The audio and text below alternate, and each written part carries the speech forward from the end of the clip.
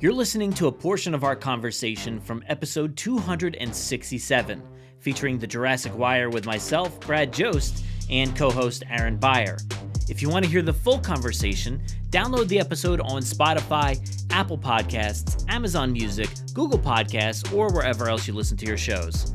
Today we discuss how something like #ReleaseTheSnyderCut could ever relate to the Jurassic franchise. We're already starting to see #ReleaseTheTrevorrowCut for other franchises, so is something like that inevitable for Jurassic?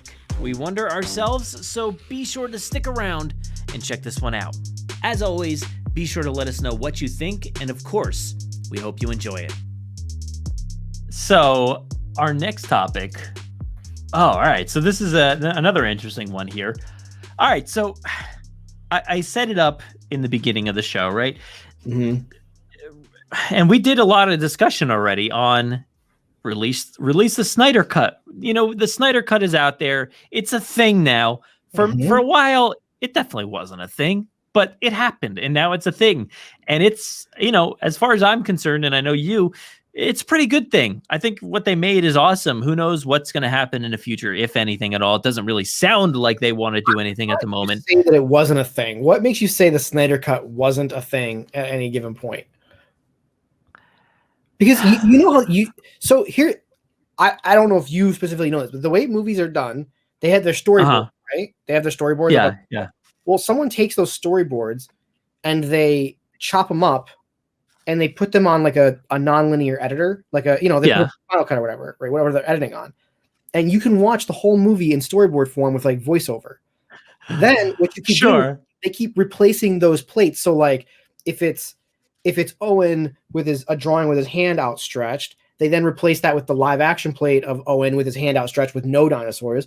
Then eventually so you can keep watching the movie in certain iterations. So it's Snyder claims that the movie was on his laptop, sans like VFX, right? I believe that in some form or another there was at least a storyboarded version. Does that count? It's not a lie. I know it's not a lie. Obviously, like, you know, you can have an assembly of things put together, but I don't know if that really counts per se. And plus he added things and it just, I don't know. I don't necessarily think, I know only 4 minutes is crazy. I know we talked about that at one point and we were both like, what? How is that possible? But I don't think it was really, I think it's a thing that we like, not we, and I know it was the people that really wanted this and called out for it. A lot of them tended to not be, you know, very nice to a lot of people. So the internet's powerful, Brad. Do you remember when you and me single-handedly willed Jurassic World Jurassic World Evolution? Do you remember when you and me willed that into existence? Right? No, I don't. When did that happen? Dude, do you not remember the announcement was like we was always like, oh, what video game would you want? Oh, I'd want something like Jurassic Park Operation Genesis. And there was literally an episode where you and I, we sat down and was like, we did it. We willed it into existence. That happens a lot on this show. I feel like I say something or we say something and all of a sudden down the road, there it is. Too many times. Happens way too many times. I literally, I did that with Fallen Kingdom. Like I literally made Fallen Kingdom before it came out. How many Jurassic podcasts are there, Brad? There's like there's a cut. I have a cut. I have a cut of Fallen Kingdom. If you guys want to see it, ask HBO Max, and it'll be a thing. Yeah. So it just got me thinking. The whole project of the Snyder Cut and coming into existence and being real and a thing you can watch now in two different versions. And I think it's pretty awesome and really pays off some of the confusion you may have had in previous installments and stuff like that. And I'll say that I actually, for some strange reason, have heard people asking for the Trevorrow Cut of, The Rise of Skywalker, which it would have been called Duel of the Fates if Trevorrow had actually made what he had intended. So Colin The difference is that Trevorrow's version of the movie doesn't exist in any form. I know. This movie existed. Yeah, he filmed so much. 4 minutes extra. Like, this movie already existed without visual effects, which, I mean, you can argue is like what, probably, would you say 70% of this movie has I feel like it's got to be more than that. I feel like it's like, this is a bunch of stick figures walking around until visual effects came in. I don't know. I feel like this movie is entirely visual effects, it feels like at times. But you know, it exists now. And the Trevorrow cut, like you're saying, the version of Duel of the Fates, which doesn't exist at all. He was taken off the project before they started anything. So people are asking, essentially, by saying release the Trevorrow cut, they're essentially saying he would just have to go back movie. He'd have to get, hey Daisy, hey Oscar, John Boyega, you know, hey, you guys want to come back and you know, film a whole movie again? Just redo what you guys did with JJ. Forget about JJ. You want to do it again? What do you say? Are you in? High fives. Let's do it. That's not happening ever. That's never going to happen. No. The best version that I've seen is, and I'm sorry, I don't know the person's name, but there is somebody out there. I'll try to find it at some point, but somebody out there is like assembling a comic iteration of that script and what it visually was telling us and all that. So it is kind of cool. It is being made in some form or fashion. And it's a fan made project or whatever, but you can kind of see what he was aiming towards. And a lot of people, you know, said that Colin may have made a better movie than JJ made. So there's that, but it made me wonder about Jurassic just as a whole. And wonder about, you know, Dominion too, because it seems, and we've talked about this time and time again, how Dominion really seems overpacked, overstuffed with, you know, a lot of different things. It seems like there's maybe too much stuff that could be in this movie, whether it's, you know, the original trio, just the amount of different dinosaurs that we've heard about, things that we've seen leaked, and storylines that we're hearing about, and then of course, you know, Dodgson being thrown into it, Biosyn being thrown into it. Like, it sounds like there's a lot to cram into this. Plus, you have Owen and Claire and Maisie, and that Maisie storyline, whatever's going on there. It just sounds like too much, right? So I inevitably see this movie, you know, potentially not living up to it for, you know, a lot of fans or something like that. Hopefully it doesn't. Hopefully I'm wrong, but I could see that happening where a lot of people are like, I don't like it. Release the Trevorrow cut. Let's see what he would have done. And kind of adding fuel to the fire is like Sam Neill out there, you know, in the news saying that, like, it seems like it feels like they filmed a 6-hour movie. So, you know, you've already gonna have people saying, release the 6 hours. Release the 6-hour cut. It's going to happen, right? Like, I don't know. I just feel like we're heading in that direction with Jurassic. And I don't know. I feel like Jurassic fans, we all want more. We talk about it all the time on this show, how we want more. We've probably said it 9 times tonight, but we just want more. We crave a lot more, I think, as fans. So I foresee release the Trevorrow cut happening at some point. What do you think? You think that is ever going to be a thing? I don't think the Jurassic community is big enough for that to be a thing, like to be even trending. But somewhere I heard that, yeah, like this was, I don't even know if I should say it here, because I don't even know if it's like a real thing. It's a thing that we've talked about before, and I don't know, me and you or not, but we've mentioned it on the show, and I know what you're talking about. The fact that we've heard rumors that this could have been two movies. Yeah. So, and then you also say that 6-hour cut thing, there's 6 hours, and it's like, you know, what is the story here? Why are we not getting 2 movies? Is there enough for 2 movies? And they're just going to whittle it down to, you know, just a mess? Like, what's it going to look like in the end? Well, so I'm worried that we're heading in a weird direction that we might get a mess of a movie. I don't know. Maybe it'll be flawless and beautiful. I have no clue, but I do have faith. I have faith in Colin, but I'm you scared. Like Star Wars 9, man, but that movie has major pacing issues, and it has issues with I agree. Introducing muffins that don't matter like 10 minutes later, and then introducing new characters when like we've not even settled the story of the existing characters in the world, and then we're bringing back characters that like serve no purpose than just to be fan service. It's not like Endgame where like they were tying up 10 years of story. Episode 9 was like they're introducing new characters. It's like, why are you introducing Poe's ex-girlfriend? Like, make that someone else we already know. Make that Lando or whatever, you know. I know a guy, and you could go, and it turned out to be Lando. That would have been awesome. Yeah, look, I understand that the movie is somewhat of a mess, but I do like what ended up happening at the same time. I think this is going to be that. I think this is going to be so fast paced and smashed together because traditionally Jurassic doesn't hit more than 2 hours. 2 hours, 5 minutes, 7 minutes is like the longest one, I think. 9 minutes maybe. I think we're in for a roller coaster of a ride with this next film. So which I don't really need. I like the plotting, the slow burning, but I'm also of a generation where if you wanted to see a dinosaur on screen, you had to wait an hour, Yeah.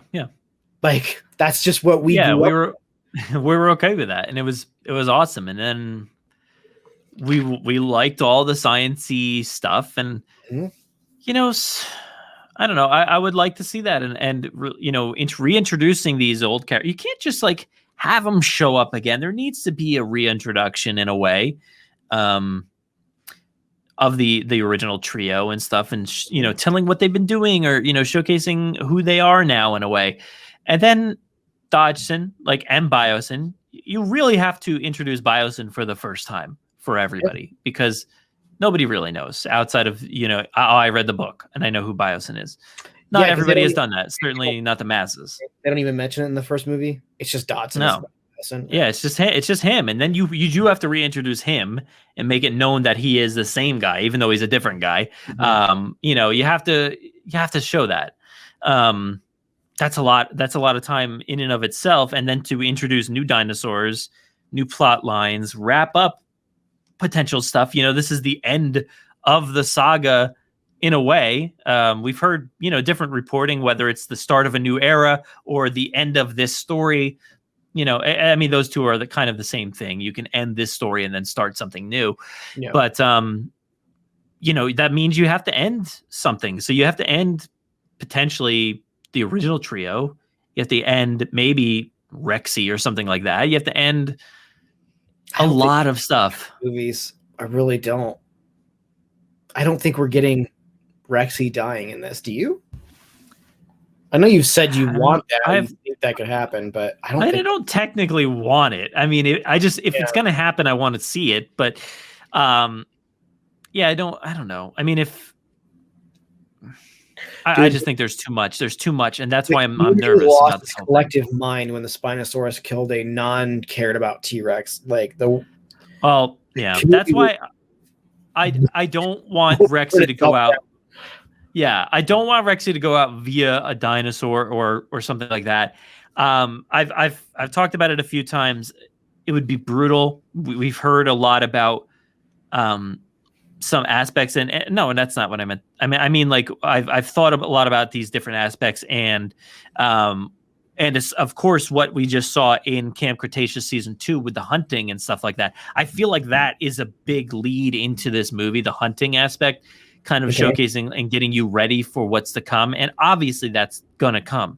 I mean, when you look at like these dinosaurs just being in the wild, animals in the wild means that there's going to be some form of hunting at some point. So that is scary to me with Rexy as well. I would wonder if that would happen. you know, and it would be a catalyst to make us hate whatever this situation is. And then I've also just hoped that Rexy would die naturally, you know, like, and you would see a natural old age death or something like that. You know, every time a dinosaur dies of old age in Jurassic World Evolution, I get sad. It's a somber, like, it would actually make for a great somber moment, similar to like the apatosaur, right?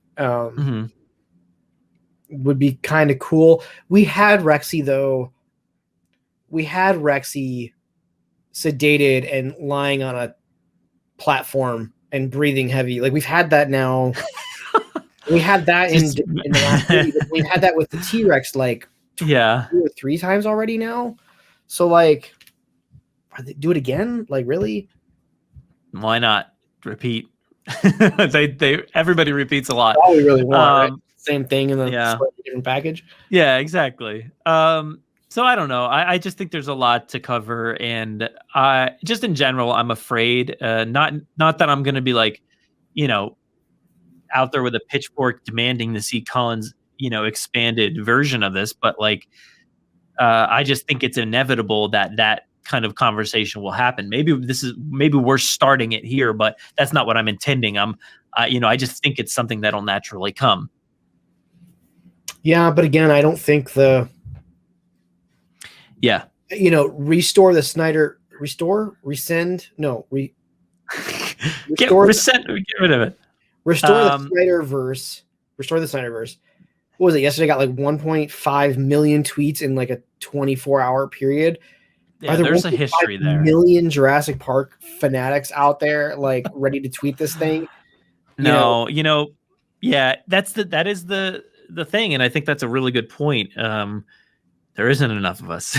You know, there's barely enough of us. Jurassic Park trends all the time. Like, it trends like once a week, I feel like, but it trends because Jurassic Park is just a good movie that everybody knows, you know, like, and, you know, casually watch it, and, you know, they casually know about this person or that person.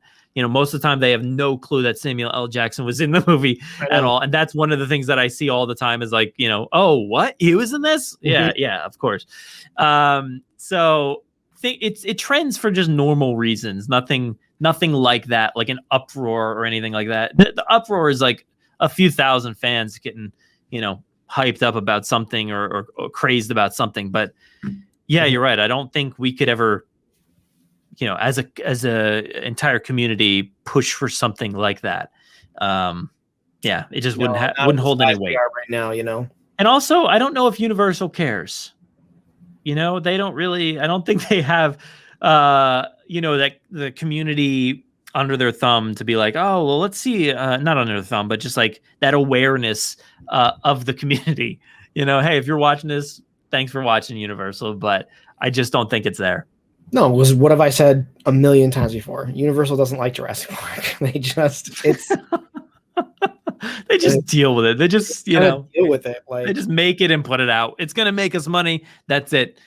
But yeah, it does feel undervalued in a lot of ways, and I don't know, man. I don't foresee it becoming a bigger issue, but I expect the fandom, at least it'll be a thing within the fandom, if nothing else, and maybe even more annoying than the Snyder Cut. And I know a lot of people were really annoyed by the Snyder Cut. Oh, it's never going to happen. It's never good. You know, we're never going to end up seeing it. But like you said, there was enough people to push it, so eventually it became a thing. And well, now we have another hashtag, like you're saying, restore. So it doesn't just end there. Ours wouldn't really go anywhere. Like it would never push beyond that. So it would even be more annoying to have that one laying around forever. But yeah, I really, really hope that, and I have faith that Colin is going to make a good movie here. I think he has a lot to live up to, as far as like, you know, getting taken off of Star Wars and, you know, everything we saw from Battle at Big Rock. I think there's a lot of expectations, and I think he's going to do a great job. You know, well, you know, when he got kicked off the Star Wars, I had friends who were like, "Oh, good." Like, you know, I didn't like, you know, it's like, we'll take him. You know, like, you know, I thought he did a killer job in this world. It's so funny the rehabilitation he went through. You know, like just getting fired from Star Wars and his script coming to light. You know. Yeah, well, dude, his script sounded really cool. Yeah. Like his script sounds really cool, man.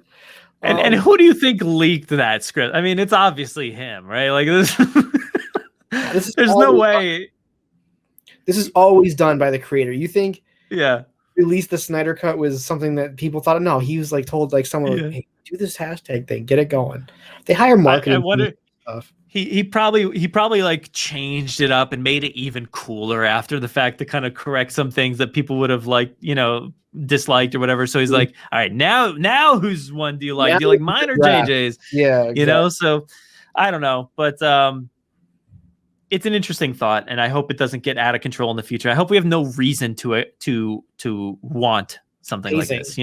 If you have a fast-paced movie in the way that Rise of Skywalker was unnaturally fast-paced, you know that there was more content than what they could fit in the time frame they were given. And it was similar when you watch the Justice League stuff, right? Like he had 4 hours of content, he had 4 hours of a story. And this is actually kind of, I will give this to like the Jurassic Park team. I feel like of all the movies, you don't really ever see a bunch of stuff come out where it was like, oh, and we shot this entire scene, especially the older ones, because VFX were so expensive back then. They didn't shoot things that they weren't going to have. They were going to do half of VFX on it. But now it's like all 5 movies so far have been really streamlined. It feels like you never hear about like a dropped half hour or whatever, well, really I feel like Fallen Kingdom really started to tread into that territory a little bit with like that massive Stegosaurus. Yeah. And then like there was a whole thing with Zia and her like so it would have expanded her character a lot. So I think there's been a few things dropped like in that movie and throughout the others as well. Obviously we saw like in the stuff in the Lost World dropped before produced. I believe shot. Okay. All right. I believe so. But, and obviously the stuff in the Lost World, which, you can, you could add that in, and yes, it might mess around with things a little bit, but like that cafe sequence is so long and it's amazing, like I love long, that but it's also unnecessary. When you watch those two sequences in that movie, you can see why they were cut. They're sure. They're just exposition. I feel like it adds a decent amount to those characters that I want, but for the movie, you don't really need it. I guess it's a half hour before you see a Stegosaurus. Yeah.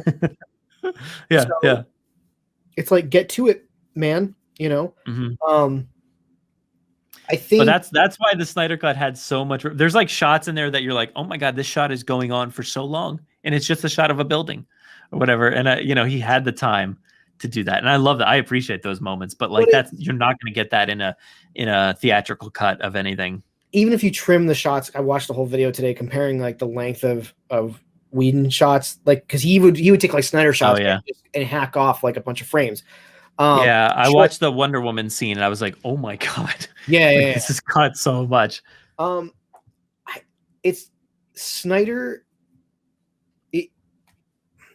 As far as I'm concerned, if you get in the business of directing big blockbuster films, you need to get in. You need to have the skill to say, I can tell a story within 2 hours and 20 minutes. Right? Obviously, Snyder doesn't have that skill. I think Man of Steel was 2.5 hours, 2.5 hours, and BVS was 2.5 hours, and Justice League, his cut was 4 hours. Granted, a lot of that is Warner Brothers being like, oh, hey, by the way, now you got to do the Justice League, and you've only introduced half of the Justice League before these movies. So now you have to do 3 origin stories. And it's like, part of that's on WB, but he obviously doesn't have the skill to tell a cohesive movie in 2 hours, because when Whedon tried to cut it together, that Whedon cut, it's a mess. And it's not Whedon. I mean, it is Whedon, but like anybody who took over that role was going to fail, because how can you compress a 4-hour film into 2? It's not possible. Yeah, it's not possible. So that again, that line you just said, how could you fit that all? That scares me. So hopefully we get a good cut here. That's how you do it. Just like Star Wars. We'll see. I don't know. So I think that about wraps up our main discussion here.